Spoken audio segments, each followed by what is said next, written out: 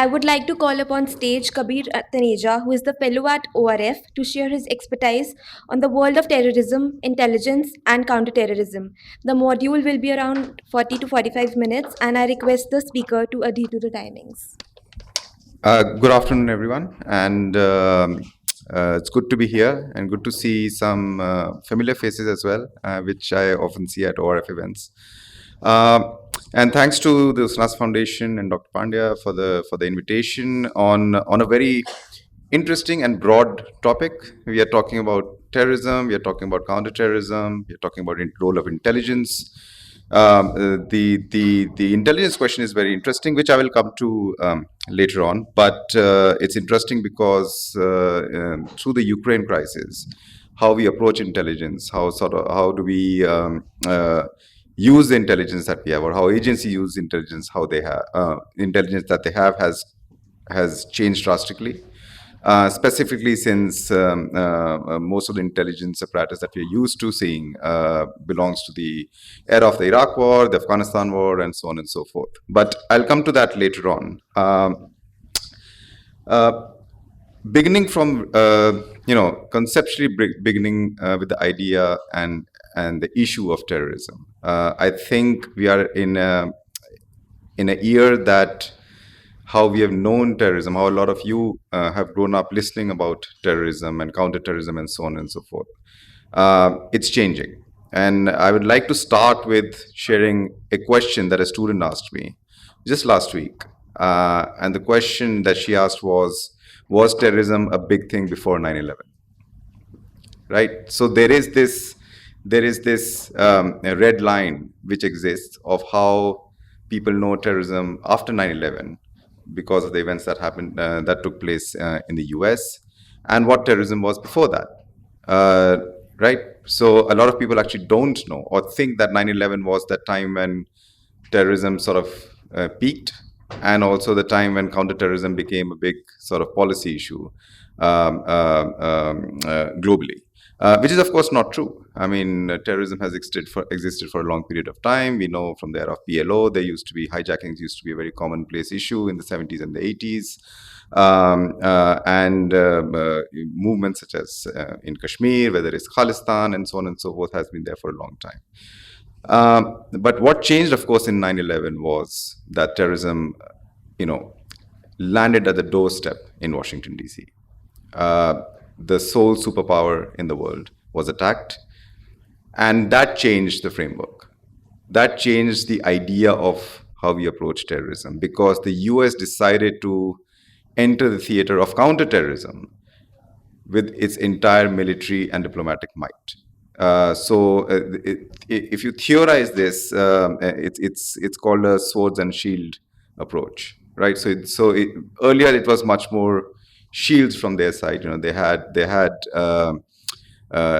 diplomacy was a big tool. They approached peace building as part of that diplomacy, and of course they used their clandestine services much more than they used their sort of conventional military services. But of course, once 9/11 took place in New York and in Washington, D.C., a lot of that changed. They had to act. They had to come forward to defend their interests. And of course, with that came a significant amount of power, which is why I think this people who grew up in the 90s or grew up in the early 2000s see it as two different eras almost.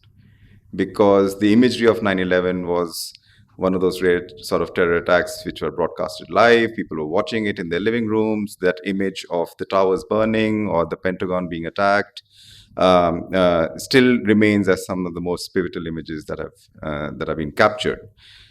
So 2001 onwards, everything that the US was doing, most of its foreign policy, most of its defense policies, most of its bilateral engagements, whether with friends or foes, came down to a post 9/11 narrative, right? The ideation of security and securitization of those ideas came from a 9/11 point of view. And of course, that led to the invasion of Afghanistan, and later on, of course, the war in Iraq. Um, and the idea at that point of time was to go after Al Qaeda. That was the base approach, whether it was from a kinetic point of view, whether it was from a strategic point of view, or whether even if it was from a financial point of view. The idea was to take out all the oxygen that Al Qaeda had access to, and bring that group to an end. Now, there are two factors to this of how this approach was taking place at that time, at least, from my personal view.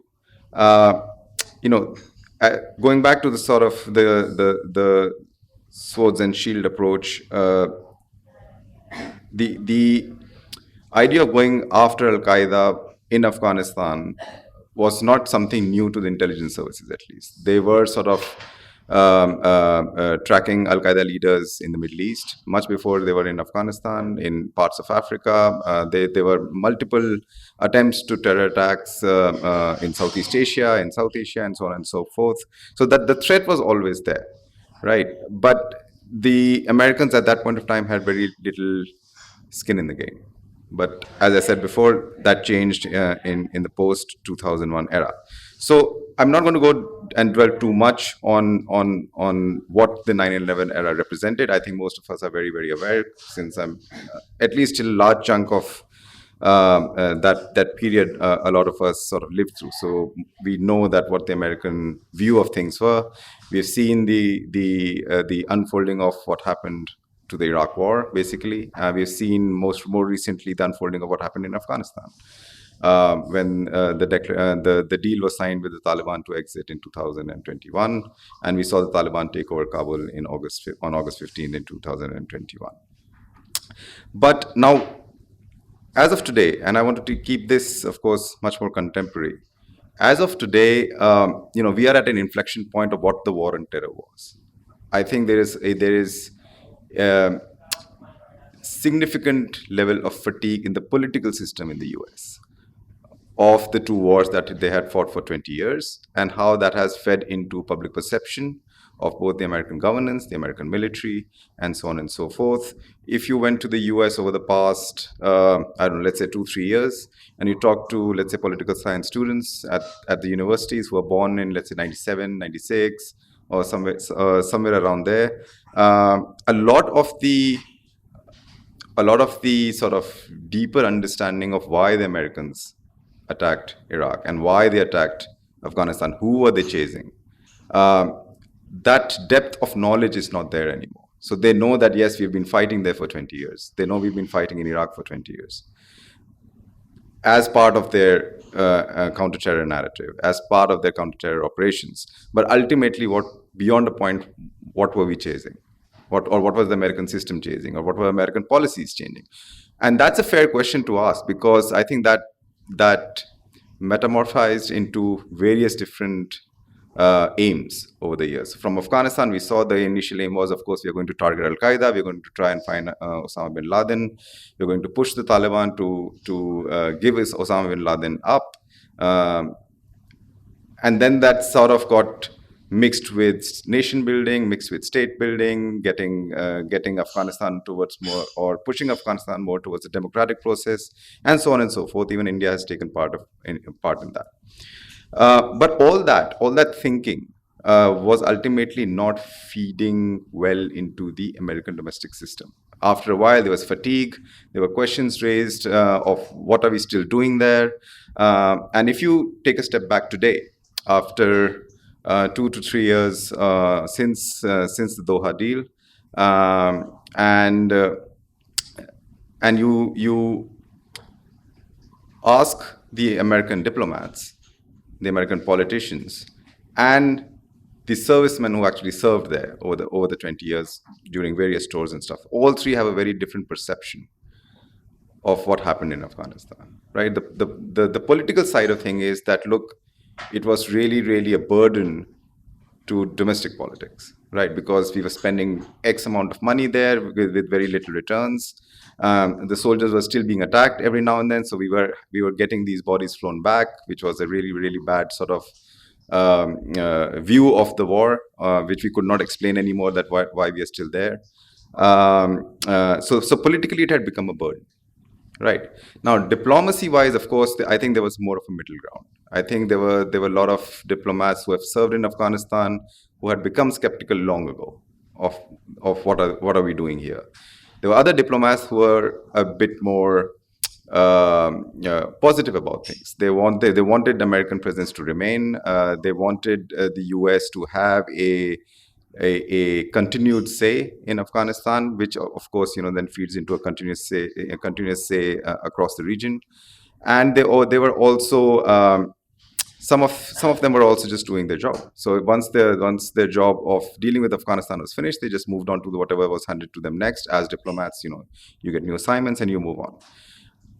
The military side of things is where I've seen the most disquiet, mostly from the retired personnel who have served in Afghanistan since 2001 in various capacities, of ultimately what took place in 2021. They felt that of everything that they had invested as soldiers, who were given a cause, who were marketed a cause, that this is what you are fighting for.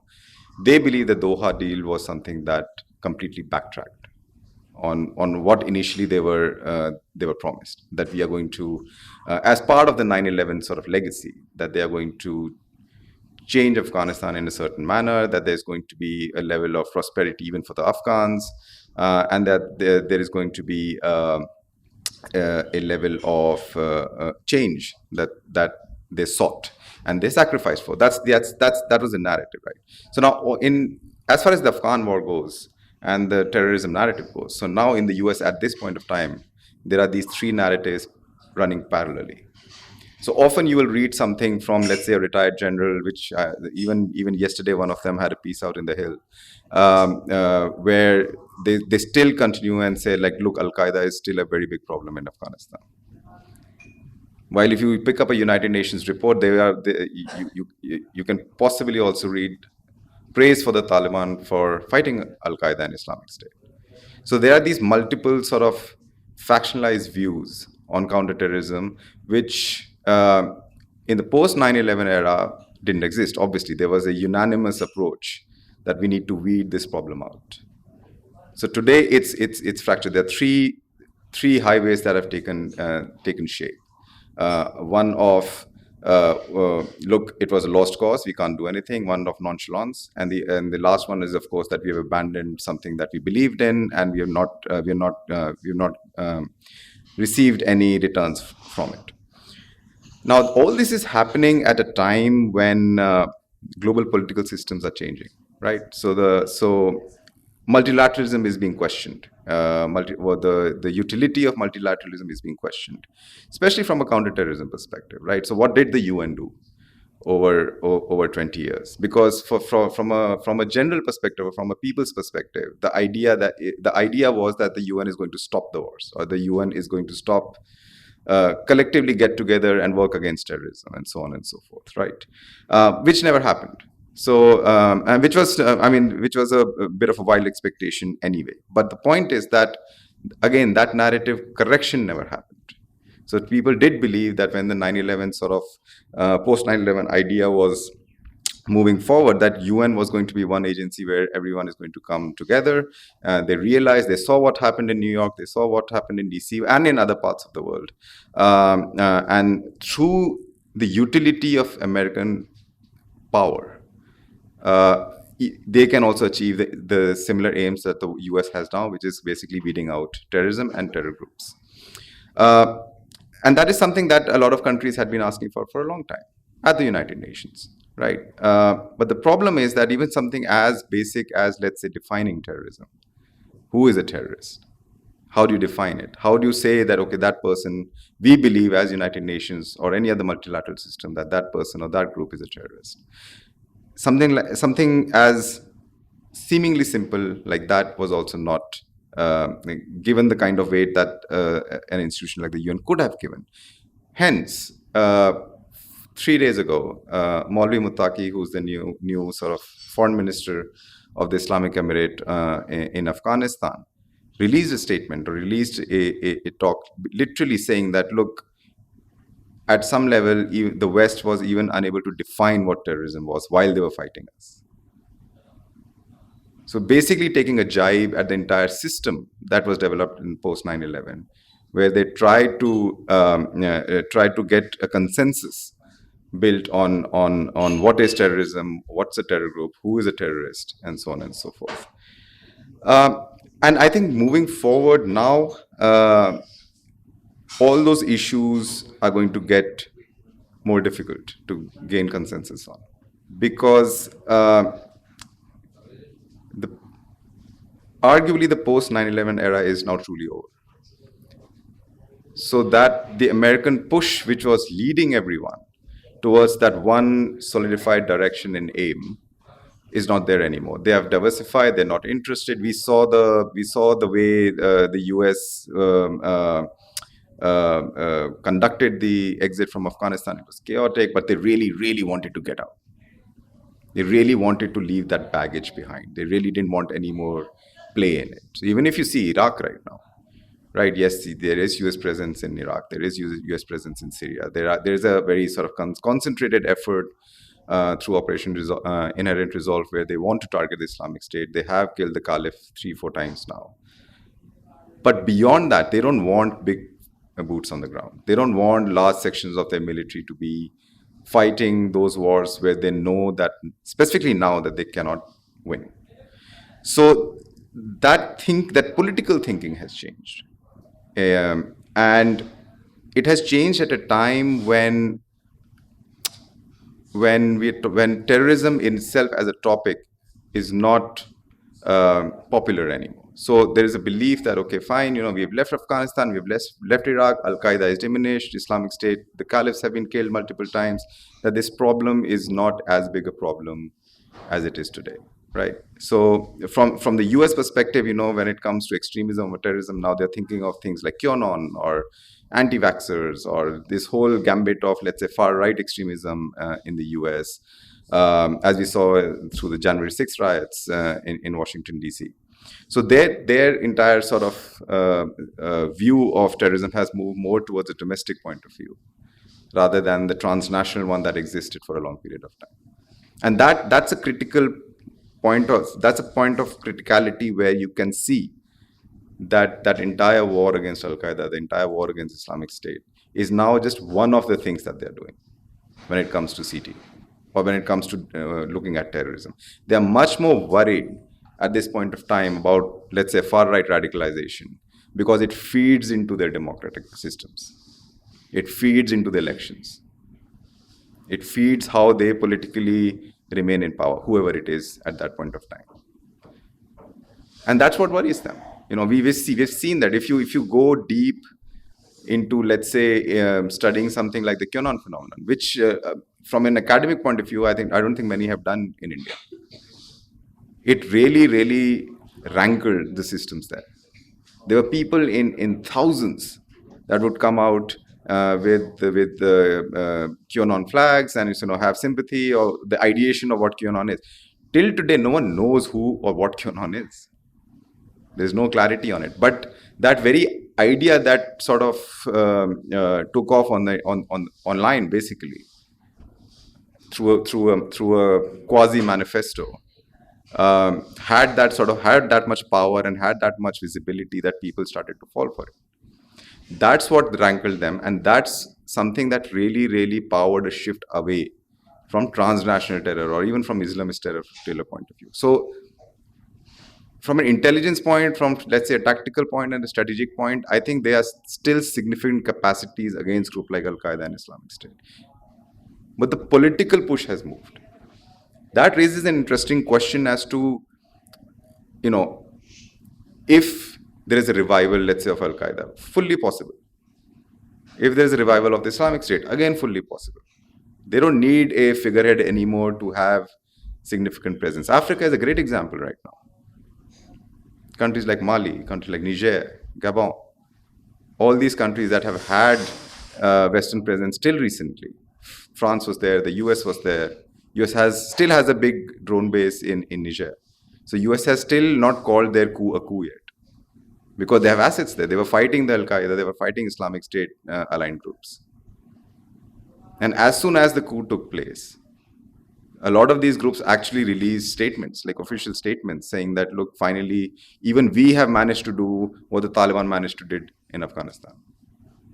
Even if they actually never fought as much as the Taliban did.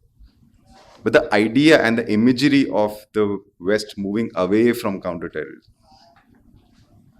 whether through fatigue, whether through losses, or whether through just political changes back home, that does not allow anymore to have significant military presence outside. But it feeds into this. A lot of these ideologically led groups, whether it's the far right or whether it's the Islamist groups and so on and so forth, you can diminish them as far as their personal capacities go. So if you wage a war against them, you'll kill a couple of their 1,000 people, and you can declare victory when they stop attacking you for the next 6-7 months. But they use those 6-7 months to rework their ideologies, to remarket their ideologies.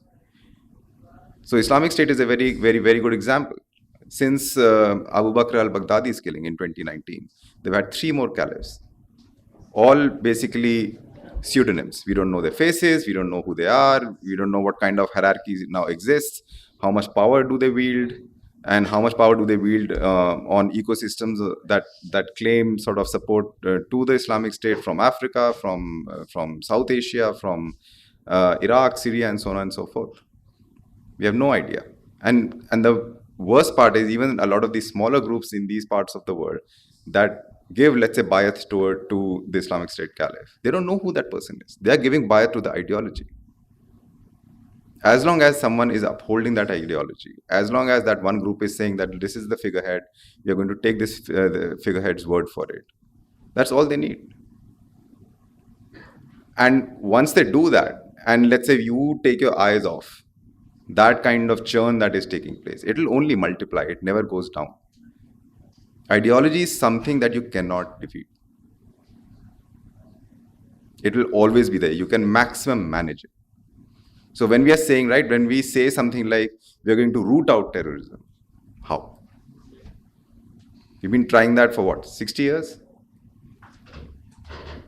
Right. So ultimately, then, when we're talking about, let's say, hard power, when you're talking about counterterrorism using mechanisms of the military and so on and so forth, without getting into issues such as de-radicalization, whether or just sort of community outreach, and these smaller things that don't get that much space, they're getting equally more important now, because there has to be a realization after 20 years of war. Ultimately, the US had to give keys of the Kabul to the Taliban. At no point during the Taliban's existence did they have more than 50,000 troops. The idea was, how do they utilize those troops, and how do they keep those troops in a space of ideological bliss that they will fight for you till the end. Right? So we are at a very interesting inflection point, because all these debates are now seen in the rearview mirror, just because there's political fatigue. I mean, we now talk about, of course, the Indo-Pacific is a huge issue. Containing China from an American perspective is a very big issue going forward, which is why a lot of analysts said that they really wanted to get out of Afghanistan so that they can free up resources and realign their foreign policy objectives for the next 20, 30 years. And very few people in the West at this point of time are talking about just how messy things are in Afghanistan. Like, let's say from a distance, right? It's sort of karma at some level that the Pakistan has to deal with the TTP. It created that ecosystem. It funded that ecosystem. It thought that that ecosystem is going to be useful for you, whether from a strategic depth perspective or whichever perspective it is. That for a long period of time, they use that ecosystem even against the Americans, they use that ecosystem against the Indians for their own personal benefits. But now we see that they are struggling against the TTP in Waziristan, they're struggling against the Afghan Taliban, which they honed. When they tell the Afghan Taliban in negotiations that, look, we want you to rein in the TTP. And the Afghan Taliban says, of course, but then they don't do anything. because the TTP fought in the trenches with them for 20 years. Same with the ETIM. Same with Lashkar-e-Taiba. It's all ideologically linked to similar goals. So if you see old IS, Islamic State Khorasan maps from 2013, 2012, you see the maps of TTP from the same era. Their geographical aim of what they want under their patronage never ends at Afghanistan or Pakistan. It goes up till Bangladesh on this side, and some maps go up till Jordan on the other side. So from their perspective, right, there you see them, let's say you see the Afghan Taliban or the TTP as fighting a war against Americans. That's just one of their objectives. So ultimately what happened? The US left in August 21, and the Doha document became a model of sort. That it is possible to not just fight and win, it is possible to fight and make them sign and leave. So the first people who congratulated the Taliban, or one of the first people that congratulated the Taliban when this happened, were groups like Hezbollah or Hamas, that publicly released statements congratulating the Taliban of something that they hope to achieve in the future. So it's a blueprint now. That you have said that yes, it's possible. Syria is a very good example of this. In northern Syria, where the three of the caliphs have been killed over the past 2 years, a lot of the region, if you see the geography where they're killed, is in a 160-kilometer radius of within each other. Much of that territory comes under this group called Hayat Tahrir al-Sham. So that part of Syria is actually not under the control of the Syrian government. They struggle to gain control from the Syrian government. Now, if you see the Hayat Tahrir al-Sham's output online, and I'll get to the online space after this, which is a very important topic that we must remember. If you see how the Hayat Tahrir al-Sham, or HTS as it's known, operates, it operates like a quasi-state now. Specifically after August 21 and August 15, 2021. Because they saw if the Americans could come to some sort of political agreement with the Taliban, even for their own benefit, just to leave Afghanistan, then so can we. So ultimately, what are they doing now? When, for example, when COVID happened, HTS, like any other state or quasi-state, was actually releasing data on a daily basis. They had somehow gotten hold even of Chinese-made vaccines, and were releasing data every day of how many people they've jabbed, which was not much, but still, the narrative counted. Their leader, Al-Jawlani, gave an interview to PBS. Not in a cave somewhere with a Kalashnikov at the back, wearing a nice fancy suit. And this comes back to a very interesting point a diplomat once told me a couple of years back. He said if the Taliban, negotiated with the Americans wearing suit and tie, they would have gotten there much earlier. Right. So all of these things that have taken place over the past 2 years, unfortunately, the problem is they're not feeding into the terrorism and counter-terrorism narratives anymore. The narrative from the American point of view, which had put in the capital, both military and financial, is done and dusted with. Now, the problem is that there is no one else who can come in with that kind of power to make things happen. So President Joe Biden said in 2022, I think, if I remember correctly, that regional countries must take must have more of a stronger say and influence when it comes to Afghanistan. Very easy to say once you have left the mess at the back. Now, the problem is that regional countries, when it comes to Afghanistan, don't have common interests. All of them are working under a massive American security apparatus for 2 decades. Now, once that vanishes, Iran is thinking differently because Iran has changed since then. When we used to work with Iran, let's say during Ahmad Shah Massoud's time, that Iran has changed because Iran is boxed in. It's heavily sanctioned. It is part of the Russia-China anti-US thinking now. So it has a completely different approach to what Afghanistan is. When they wanted, Iran even helped the Taliban, because you don't want, if you're Iran, you don't want that kind of massive American presence on both sides of your geography. Right? In Central Asia, they started thinking differently. They were very, very worried of what constitutes ISKP ethnically. It's Tajiks, it's Uzbeks. So even recently, I think if I remember correctly, either the Kyrgyzstan president or police chief said that it's a possibility that there are, between Uzbeks and Tajiks, there are more than 6,000 to 7,000 fighters in ISKP now. I think that's a overblown estimate, but still. Right. So all of this is taking place at a time when global geopolitics is moving towards a more of a bipolar structure. In my view, it's a bipolar structure. So where does terrorism and counter-terrorism fit in this? If you see how the Chinese are working in Afghanistan, right? There's this entire sort of thing that they push the Taliban to take the Uyghur militancy seriously, dismantle it. What did they do? They said, yes, we have taken them, we are going to take strong action against them seriously. They moved some of them away from Badakhshan into central Afghanistan, but they did not dismantle anything.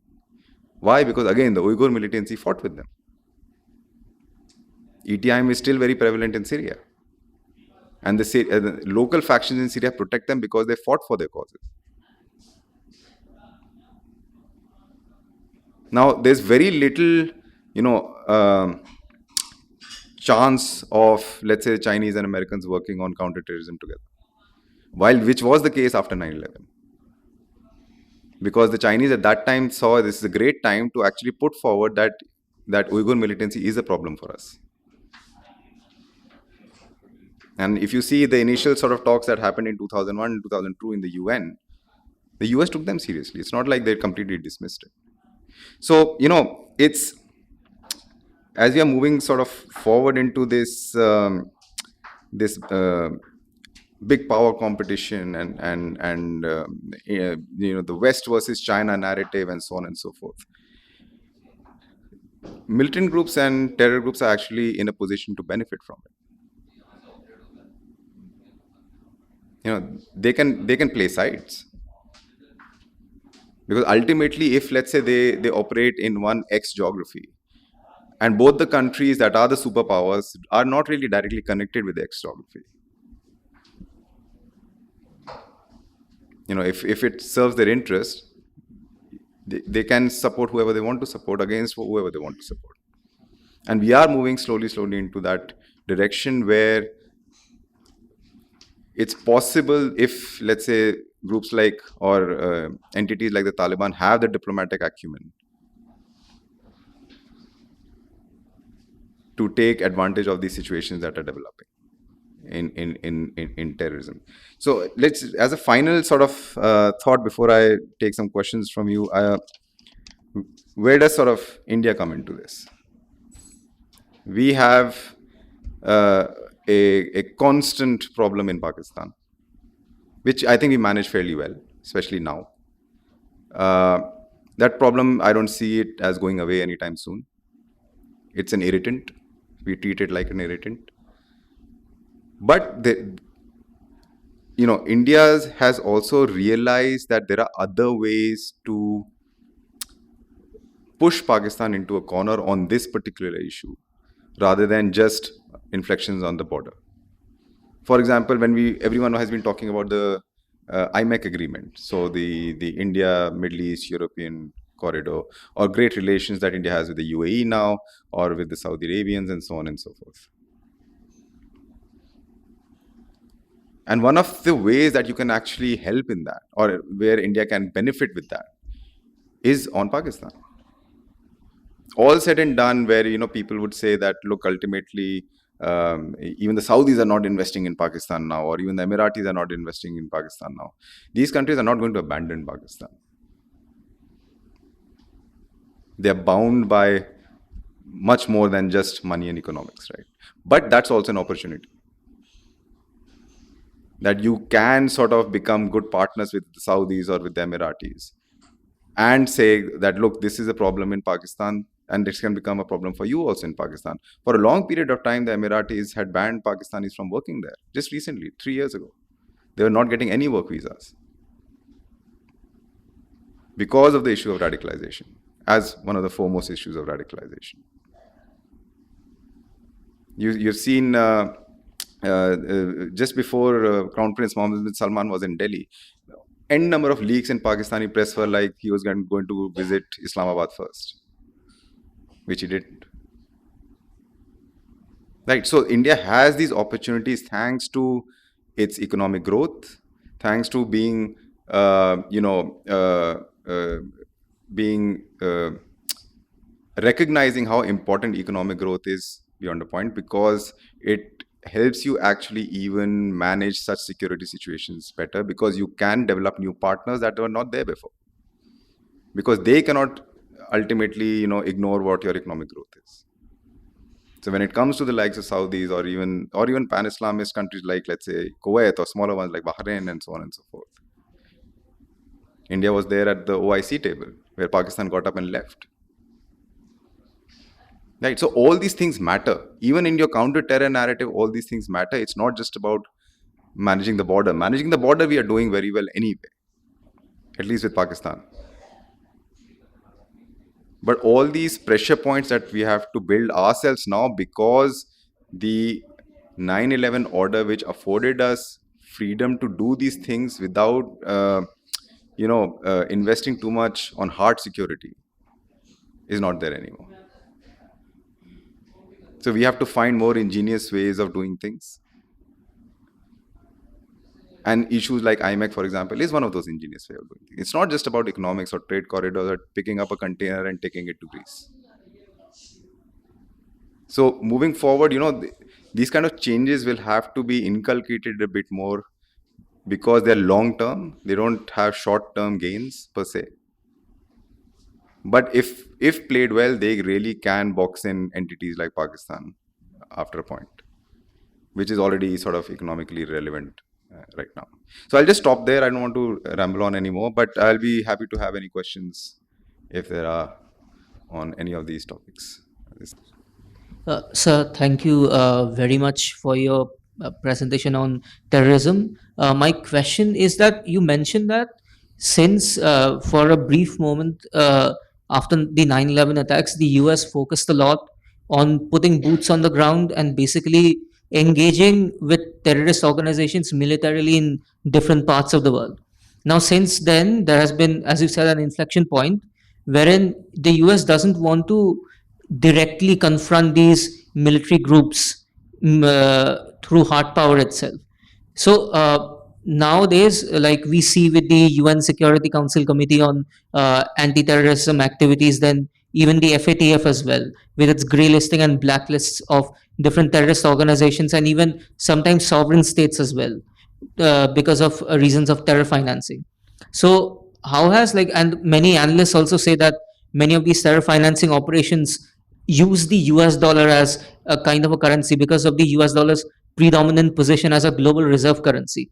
So since this particular inflection point, has the US used these more softer economic methods like using the FATF, using the UNSC Committee on Anti-Terrorism Activities as a way, and also sanctions as well, as a way of curtailing or even tracking these terror financing activities? That's actually a very good question. And FATF, as you know, has been useful at least in examples of some sovereign countries, Pakistan being one, and sort of push them to, at least on the face of things, change some of their stances because they wanted to get out of the grey listing.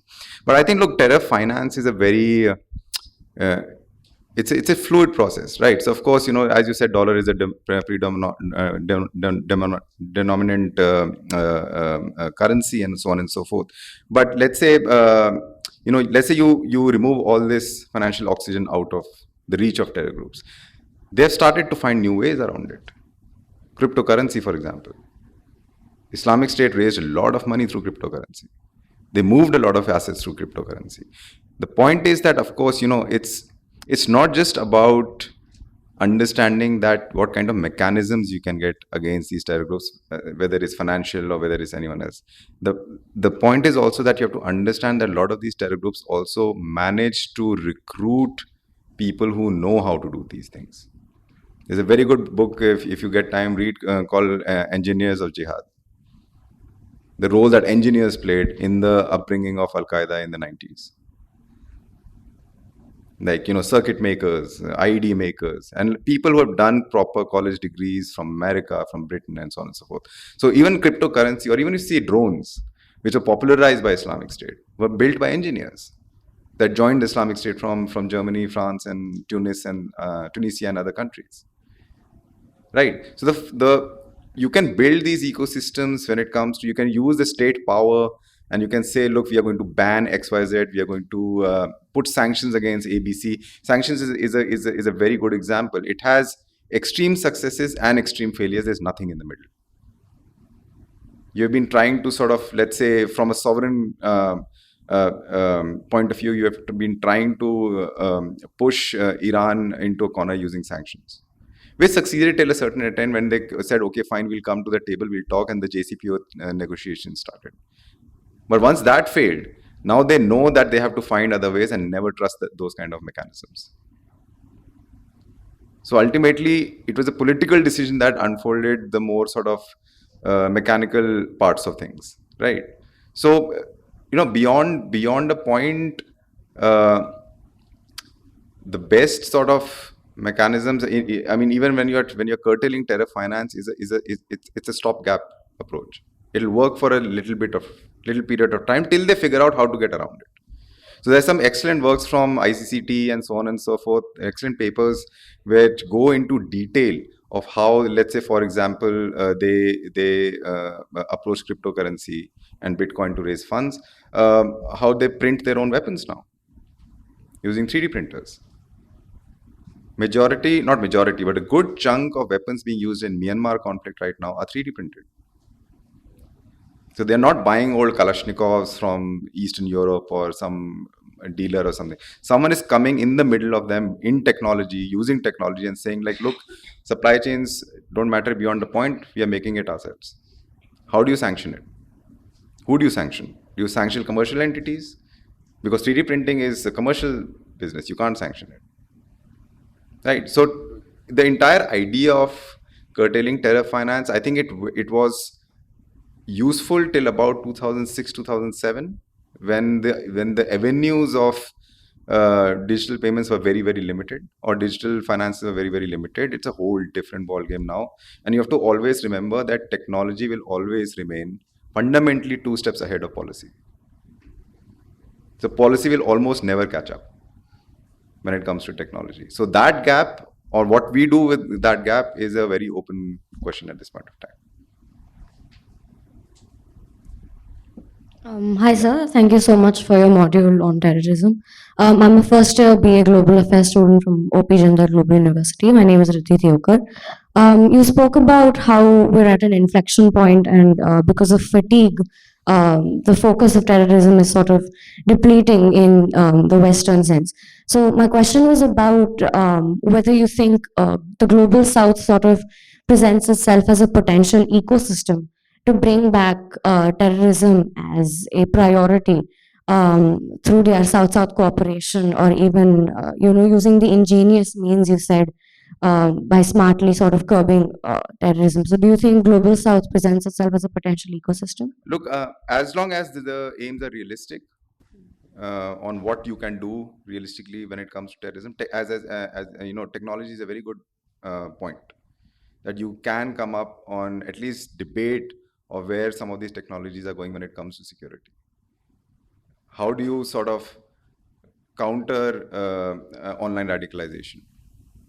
How do you counter online safe spaces that terrorists use today, whether it's to chat or whether it's to recruit or whatever it is, right? Those kind of debates really don't happen that much right now. So yeah, I mean, I mean, there have been papers done around G20 as well. What can G20 do?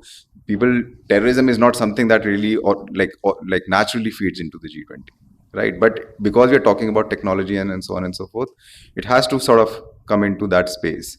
And I think there needs to be political willingness to do it. If there's political willingness to do it, a lot of these minilateral forums are actually more nimble than any multilateral system that exists to not just discuss but also implement some of these measures. So it comes down to political will and thinking towards that. You can. Is the time fine or? Yeah. Okay. 2 minutes. Last question I'll take. Okay. Yes. So I'll come after this. Yeah. My name is Sharon. I'm a student at the Global Law School. My question is, would the world be better off if 9/11 didn't actually happen? Or is Yes. I'm not talking about those who lost their lives in the terrorist attack, the sad attack which happened on 9/11, but I am talking in regards of the world stability and other stuff, because what we see today, the stability as in terms in the Middle East, the terrorism aspect kind of dying is because of the American involvement. And American involvement wouldn't have happened if 9/11 wouldn't have happened. So, like, would the world be better off in this scenario? I mean, American involvement predates 9/11, right? American involvement in the Middle East has been there for a long period of time. But targeting terrorism, earlier on they targeted Iraq and other countries, right? Not specifically terrorism. No, they did. Issues like PLO and groups like Hamas and stuff like that, they've been targeting for a long period of time. Which is coming back to my original point, which I started, that there's this conception that there was nothing before 9/11. There was a lot before 9/11.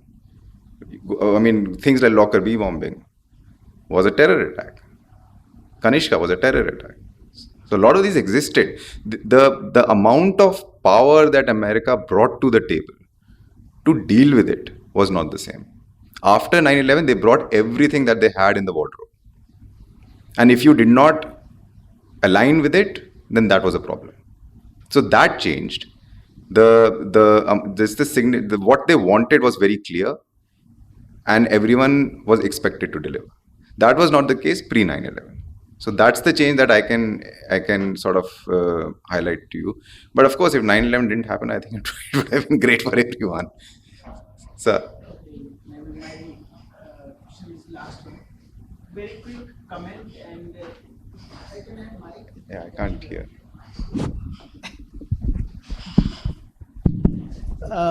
Two very short comments and also two very short questions I want to ask you.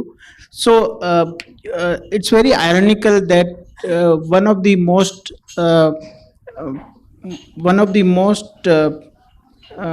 sought after terrorist group suddenly becomes a authority having the political power, and there are now attempts to mainstream them and also to recognize. We don't know yet what happens about the recognition, but certainly there are attempts to engage them, mainstreaming them, etc. And I'm sure you would have seen the GTI, Global Terrorist Index report, latest one. Taliban, it doesn't figure Taliban in the list of terrorist organizations. So I wanted to check with you, what is your views, whether war on terror by US is over with the withdrawal? That is one. Two, India has invested a lot of capital, not only financial, otherwise also. Our people have died in Afghanistan doing construction, making construction of dams, I think other buildings, parliament building. We have lost, and we have lost our men on the field, in the ground. So, and we have a very, very bad history of terrorism in Afghanistan, including the still vivid memory of Kandahar hijack.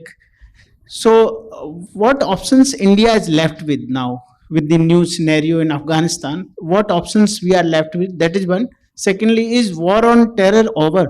As you rightly mentioned about more and more focus on right wing extremism, etc. So obviously there is an attempt to draw attention to somewhere else. Yeah. So, all right. thank Thank you. you.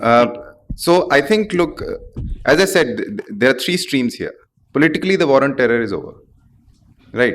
They don't believe that is something policy-wise, because it has so much baggage, that they can use the war on terror now to, let's say, win an election or a by-election or a state election in the US. They see it as a baggage. They need to move forward. That's an era that they are done with, right? You talk to others in the practical side of things. You talk to intel people. You talk to military people. They are still very much invested in it, right? So, which is why there was so much discontent between the civil and military side when it came to Afghanistan. That ultimately, after 20 years of fighting, we gave the keys back to who we were fighting, and now we have to sit across the table from them. And they have the leverage. We don't have the leverage. So when it comes to, for example, let's say a simple act of intelligence, there are very few assets that the West has on the ground now. Because, ultimately we now consume what the Taliban wants us to consume. They control information from point to point. You and I will not know what's happening in, let's say, really happening in Helmand or really happening in Farah. But we will only get to know what the Taliban tells, which they will, of course, say, everything is great, the economy is booming, we are making 5-star hotel, whatever they are trying to say. But ultimately, the narrative is theirs because they have outright control, because there is no challenge. Now, the challenge from there for Taliban is ISKP, which is also the challenge for everyone else. Which is why if you read the latest US Intel assessment, it's all gaga about how good the Taliban has been against ISKP. That gives them, all kind of validity that they have been seeking. Even if you don't, allow them to fly their flag in Chanakipuri here. But you still have to deal with them now. Even at the basic minimal level. Because everyone else is, for their own reasons. Coming back to my point, which I said, there is no regional consensus on it. And the Taliban will thrive on that if they are able to sort of manage everyone's expectations. They don't really have to deliver anything to anyone.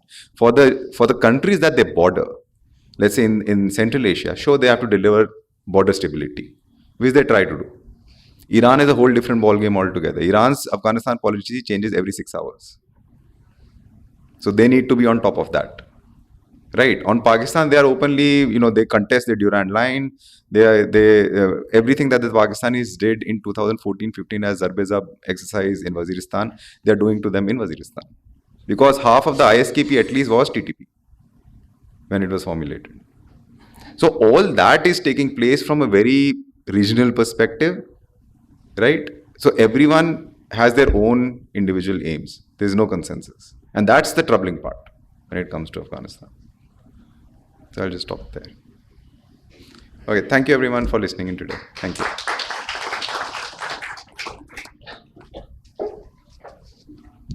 Thank you so much, sir. Now I would like to request Abhinav Pandya, sir, to come and felicitate Kabir Taneja, sir.